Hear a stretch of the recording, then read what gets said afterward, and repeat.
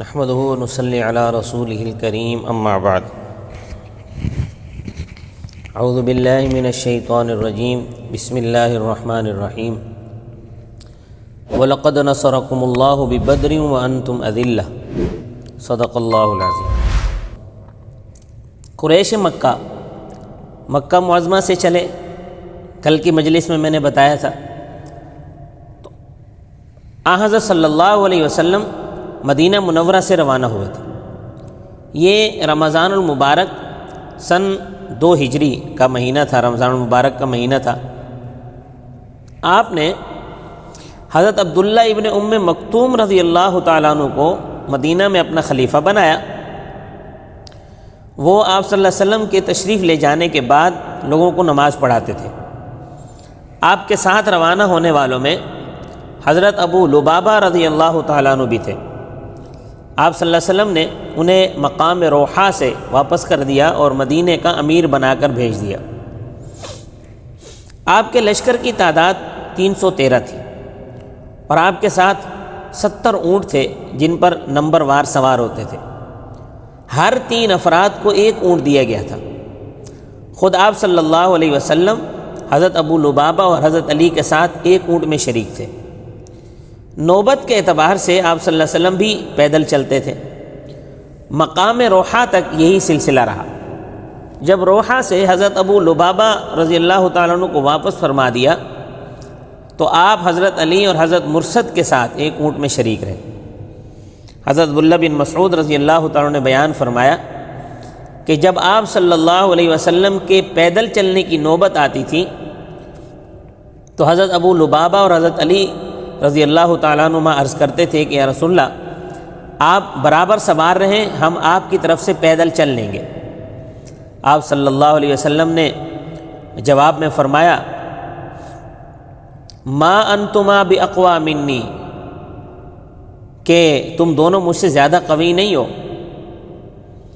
ولا باغنی عن الاجر منکما، اور ثواب کے اعتبار سے بھی میں تمہاری بنسبت بے نیاز نہیں ہوں۔ یعنی جیسے تمہیں ثواب کی ضرورت ہے مجھے بھی ثواب کی ضرورت ہے۔ جب حضرت صلی اللہ علیہ وسلم وادی زفران میں پہنچے تو وہاں قیام فرمایا۔ اب تک تو ابو سفیان کے قافلے سے تعرض کرنے کی نیت سے سفر ہو رہا تھا۔ یہاں پہنچ کر خبر ملی کہ قریش بھی اپنے قافلے کی مدد کے لیے مکہ معظمہ سے نکل چکے ہیں۔ ابو سفیان اپنا قافلہ لے کر راستہ کاٹ کر آگے بڑھ چکا تھا۔ اب صورتحال یہ پیدا ہو گئی کہ قریش مکہ سے جنگ کرنے کی نوبت آ گئی۔ آپ صلی اللہ علیہ وسلم نے حضرات صحابہ کرام سے مشورہ کیا کہ قریش ہمارے مقابلے کے لیے نکل چکے ہیں، اب کیا کیا جائے؟ حضرت ابو بکر رضی اللہ تعالیٰ عنہ کھڑے ہوئے اور بڑا اچھا جواب دیا۔ پھر حضرت عمر کھڑے ہوئے، انہوں نے بھی اچھا جواب دیا۔ پھر حضرت مقداد رضی اللہ تعالیٰ عنہ کھڑے ہوئے، انہوں نے عرض کیا رسول اللہ، آپ اپنی رائے کے مطابق تشریف لے چلیں، ہم آپ کے ساتھ ہیں۔ اللہ کی قسم ایسا نہ ہوگا جیسے بنی اسرائیل نے موسیٰ علیہ السلام سے کہہ دیا تھا اذهب انت وربك فقاتلا انا هاهنا قاعدون، تو اور تیرے رب چلے جائیں، دونوں قتال کر لیں، ہم تو یہاں بیٹھے ہیں۔ آپ تشریف لے چلیں، ہم آپ کے ساتھ قتال کرنے والے ہیں۔ قسم اس ذات کی جس نے آپ کو حق دے کر بھیجا ہے، اگر آپ ہمیں برق الغمات تک ساتھ لے چلیں گے تو ہم ساتھ رہیں گے اور جنگ سے منہ نہیں موڑیں گے۔ اس کے بعد آپ صلی اللہ علیہ وسلم نے فرمایا اشیروا علی ایھا الناس، اے لوگوں مشورہ دو۔ آپ کا مقصد یہ تھا کہ حضرات انصار اپنی رائے پیش کریں۔ آپ صلی اللہ علیہ وسلم کی بات سن کر حضرت سعد بن معاذ رضی اللہ تعالیٰ عنہ کھڑے ہوئے۔ انہوں نے عرض کیا، یہ انصار میں سے تھے، کہ یا رسول اللہ، ایسا معلوم ہوتا ہے کہ آپ ہم سے جواب لینا چاہتے ہیں۔ آپ صلی اللہ علیہ وسلم نے فرمایا کہ ہاں۔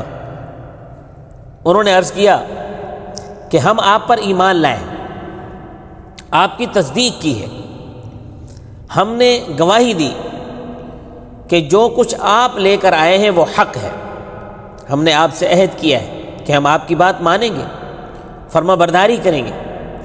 آپ اپنے ارادے کے موافق عمل کریں اور تشریف لے چلیں، ہم آپ کے ساتھ ہیں۔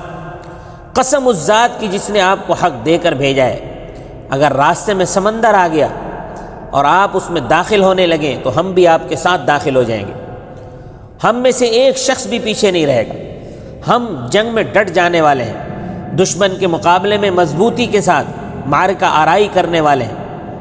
امید ہے کہ اللہ تعالی ہماری طرف سے آپ کو ایسی بات دکھا دے جس سے آپ کی آنکھیں ٹھنڈی ہو جائیں، آپ اللہ کی برکت کے ساتھ چلیے۔ حضرت سعد بن معاذ رضی اللہ تعالیٰ عنہ کی بات سن کر آپ صلی اللہ علیہ وسلم کو بڑی خوشی ہوئی، فرمایا کہ چلو خوشخبری قبول کر لو، اللہ تعالیٰ نے مجھ سے وعدہ فرمایا ہے کہ 2 جماعتوں میں سے تم کو ایک جماعت پر غلبہ عطا فرمائیں گے۔ ان میں سے ایک جماعت ابو سفیان کا قافلہ اور دوسری جماعت قریش مکہ کا لشکر۔ بعض روایات میں ہے کہ جب ابو سفیان کے قافلے سے تعرض کرنے کے لیے روانہ ہوئے تھے تو 1 دن یا 2 دن کی مسافت طے کرنے کے بعد آپ نے صحابہ سے مشورہ لیا کہ ابو سفیان کو پتہ چل گیا ہے کہ ہم اس سے تعرض کرنے نکلے ہیں، تو وہ قافلہ تو نکل چکا ہے، اب قریش مکہ کے آنے کی خبر سنی گئی ہے، ان سے مقابلہ ہونے کی بات بن رہی ہے، تو اس بارے میں کیا خیال ہے آپ لوگوں کا؟ تو اس پر بعض صحابہ نے کہا کہ ہمیں تو قریش کے لشکر سے مقابلہ کرنے کی طاقت نہیں ہے، آپ تو ابو سفیان کے قافلے کے لیے نکلے تھے۔ آپ صلی اللہ علیہ وسلم نے پھر وہی سوال فرمایا کہ قریش مکہ سے جنگ کرنے کے بارے میں کیا رائے ہے؟ اس پر حضرت مقداد رضی اللہ تعالیٰ عنہ نے وہ جواب دیا جو میں ابھی بیان کر چکا ہوں۔ بعض صحابہ نے جو یہ کہا تھا کہ ہمیں قریش مکہ سے جنگ کی طاقت نہیں ہے، ان کے بارے میں یہ آیت نازل ہوئی، فرمایا وَإِنَّ فَرِيقًا مِّنَ الْمُؤْمِنِينَ لَكَارِهُونَ يُجَادِلُونَكَ فِي الْحَقِّ بَعْدَمَا تَبَيَّنَ كَأَنَّمَا يُسَاقُونَ إِلَى الْمَوْتِ وَهُمْ يَنظُرُونَ۔ اور بلا شبہ مومنین کی ایک جماعت کو گراں گزر رہا تھا، وہ آپ سے حق کے بارے میں جھگڑ رہے تھے، اس کے بعد کہ حق ظاہر ہو چکا تھا، گویا کہ وہ موت کی طرف ہانکے جا رہے ہیں، اس حال میں کہ وہ دیکھ رہے ہیں۔ اللہ جل شانہ نے اپنے رسول صلی اللہ علیہ وسلم سے وعدہ فرمایا تھا کہ 2 جماعتوں میں سے ایک جماعت پر تمہیں غلبہ دیا جائے گا۔ جب آپ صلی اللہ علیہ وسلم نے حضرات صحابہ سے مشورہ فرمایا تو ان میں سے بعض صحابہ نے یہ مشورہ دیا کہ ابو سفیان کے قافلے ہی کا پیچھا کرنا چاہیے، کیونکہ وہ تجارت سے واپس ہو رہے ہیں اور جنگ کرنے کے لیے نہیں نکلے، ان میں لڑنے کی قوت اور شوکت نہیں ہے، لہٰذا ان پر غلبہ پانا آسان ہے، اور قریش کا جو لشکر مکہ مکرمہ سے چلا ہے وہ تو لڑنے کے لیے ہی چلے ہیں، تیاری کر کے نکلے، لہٰذا ان سے مقابلہ مشکل ہوگا۔ تو ان لوگوں کی اس بات کو قرآن نے ان الفاظ میں ذکر فرمایا تودون ان غیر ذات الشوکۃ تکون لکم، اور تم چاہتے تھے کہ وہ جماعت تمہارے قابو میں آ جائے جو قوت و طاقت والی نہیں ہے۔ قریش مکہ نے آقا صلی اللہ علیہ وسلم کو اور آپ کے ساتھیوں کو بہت تکلیفیں دی تھیں، مکہ مکرمہ کو چھوڑنے پر مجبور کر دیا تھا، نہ خود حق قبول کرتے تھے اور نہ دوسروں کو قبول کرنے دیتے تھے، غیر متوقع طور پر بدر میں پہنچے، معرکہ پیش آنے کی صورت بن گئی۔ اس میں اگرچہ بعض اہل ایمان کو طبعاً کراہت تھی، لیکن اللہ تعالیٰ کی تقدیر سب پر غالب ہے، جنگ ہوئی اور اہل مکہ نے زبردست شکست کھائی، ان کا فخر اور تم طراق سب دھرا رہ گیا۔ اس کے بارے میں اللہ تعالیٰ نے ارشاد فرمایا وَيُرِيدُ اللَّهُ أَن يُحِقَّ الْحَقَّ بِكَلِمَاتِهِ وَيَقْطَعَ دَابِرَ الْكَافِرِينَ لِيُحِقَّ الْحَقَّ وَيُبْطِلَ الْبَاطِلَ وَلَوْ كَرِهَ الْمُجْرِمُونَ۔